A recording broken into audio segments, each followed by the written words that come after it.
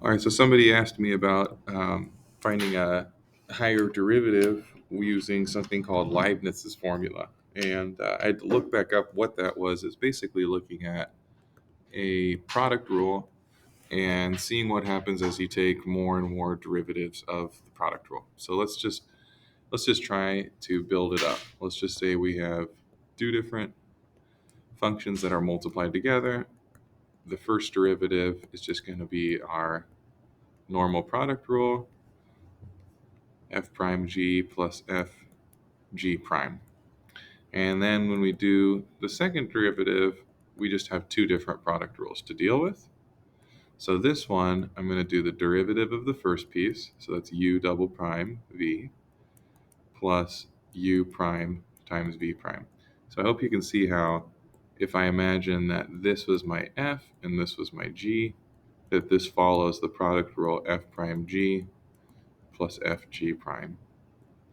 Then when I look at the second term of u v prime, I do the same thing. F prime g plus f g prime. Now look for terms that are common. I see a u prime v prime showing up in the middle, and so I can generalize, or not generalize, I can simplify and get u double prime v plus 2 u prime v prime plus u v double prime. We'll do some generalizing in a second. So I'm going to do the third derivative, and then we'll see if this looks familiar. So f prime g becomes u triple prime v. I'm just focusing on this. Plus f g prime. Now I'm going to focus on this. F prime g plus f g prime. Now I'm going to focus on this. F prime g plus f g prime. This should look pretty familiar. What I'm noticing is that we have a single copy of u triple prime v. We have three copies of u double prime v prime.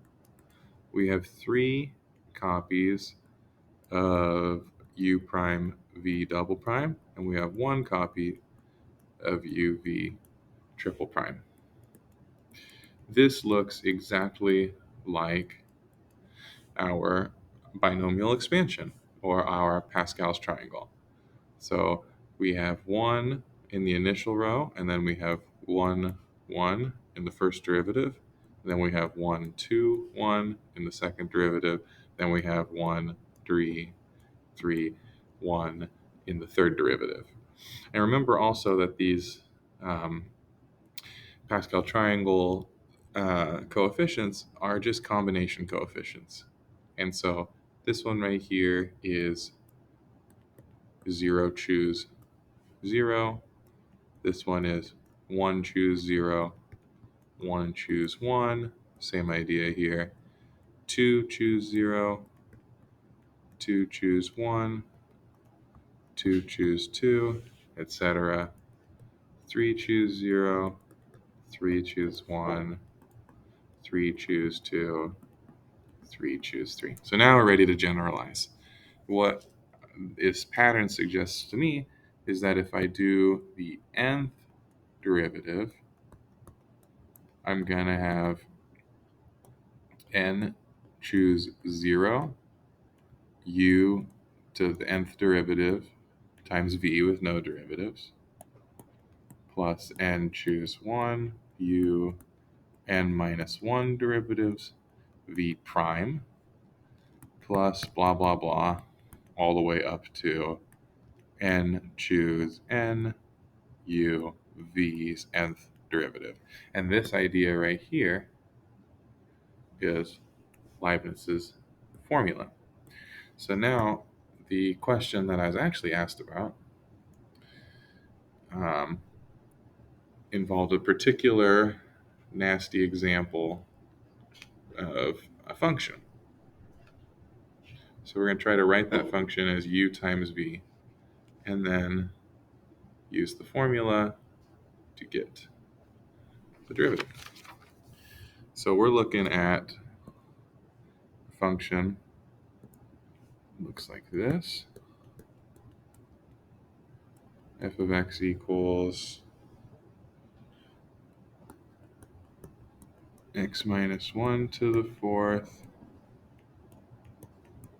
x plus 1 to the fourth times 1 minus 2x cubed to the third power. One thing I noticed is that this is not just a simple u times v. There's like three things at it. So one approach is to call the thing on the left u and all the other stuff on the right v.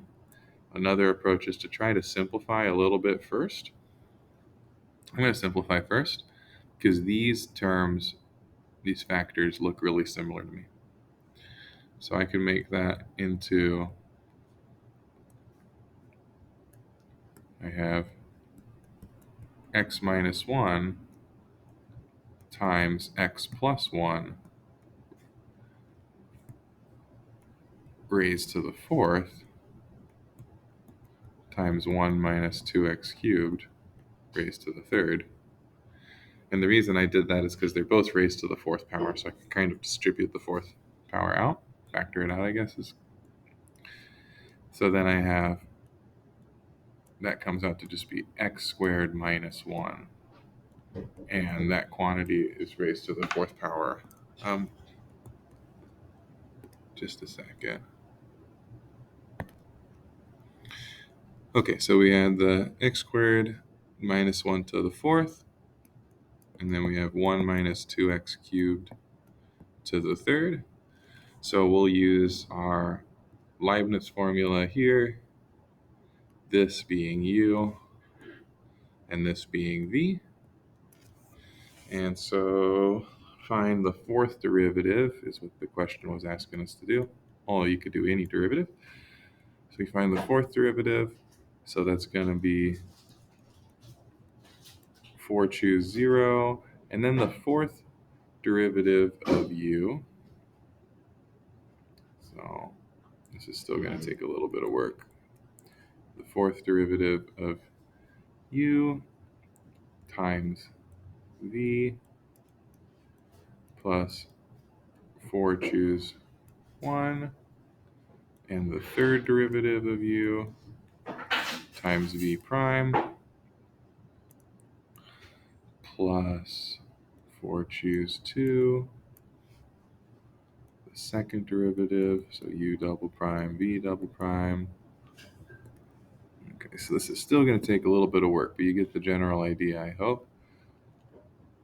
I'll just have to work out some details over here on the side. There, okay. Plus 4 choose 3, u prime, v triple prime, plus 4 choose 4, u, v quadruple prime.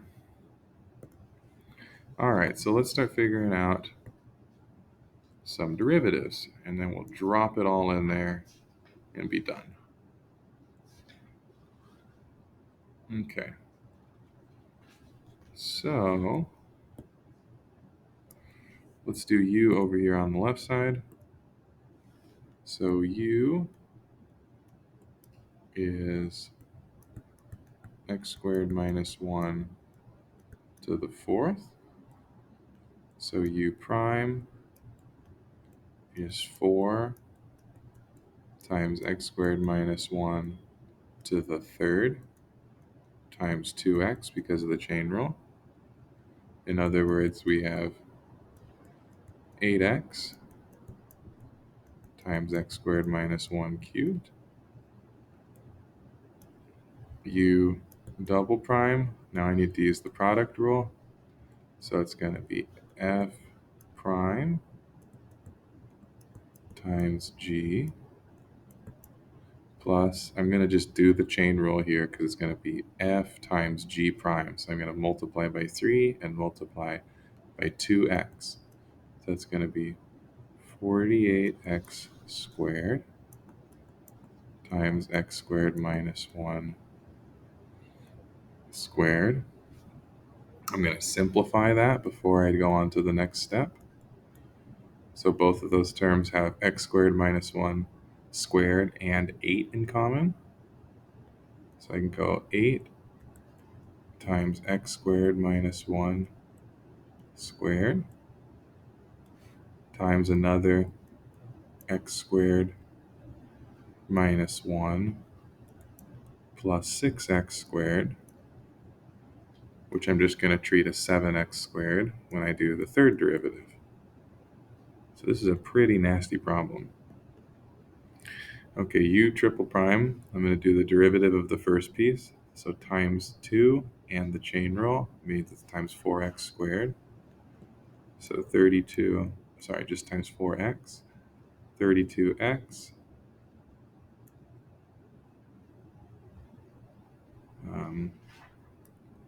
times x squared minus 1 times g, which I'm simplifying to be 7x squared minus 1, plus f, which is the beginning, g prime, which is just 14x. Let's see if we can simplify that. Sure, we can simplify that. Both terms have an 8 and an x squared minus 1.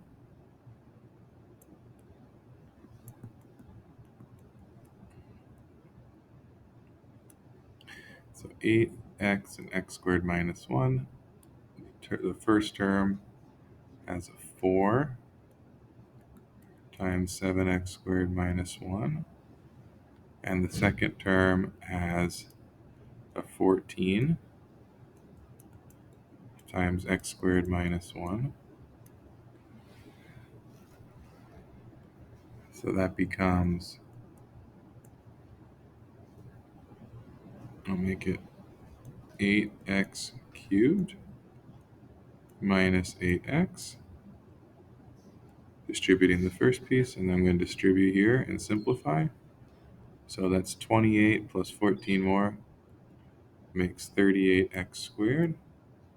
And then negative 4 and negative 14 makes negative 18. And then finally, with the u part, the fourth derivative of u is one more product rule here. So 24x squared minus 8 f prime times g plus one more f times g prime, which is just 76x. Okay, great. So then we would slot those pieces in right here, right here, right here, right here, and right here. It's the same idea with the v. I'll go through that.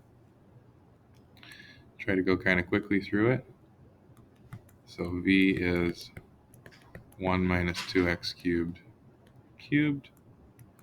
V prime, I'm going to multiply by 3 and by the derivative of the inside. So the derivative of the inside is negative 6, so it's negative 6 times 3, negative 18 x squared, 1 minus 2x cubed to the second power. Okay, v double prime then will be negative 36x, 1 minus 2x cubed to the first power, plus f times g prime. So that's going to be another negative 6x squared times 2. So we'll negative 12x squared times 1 minus 2x cubed to the first power. So this is to the second power there. Okay, Both of those have an 18x and a 1 minus 2x in common. So v double prime is going to be, I can pull negative 18x times 1 minus 2x to the third out, leaving me with 2 times 1 minus 2x to the third. And then if I took out the 18 and the x there, I have another x and a negative 12x. So negative 12x to the third. Okay, let's simplify that one more step. So I get negative 18x plus 36x to the fourth times here 2, and then that's minus 16x to the third. Believe it or not, we are not done. We have to keep going. Another derivative, negative 18 plus, what's 36 times 4? 120, 144 f prime times g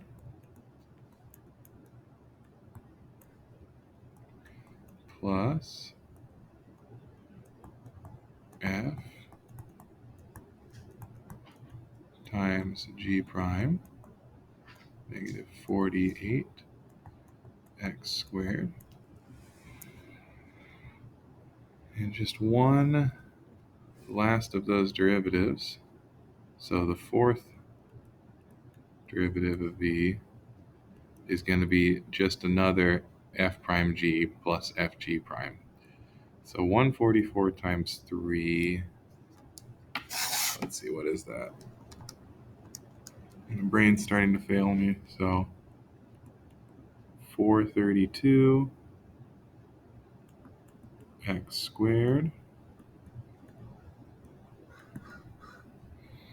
2 minus 16x to the third. That's f prime g plus f times g prime.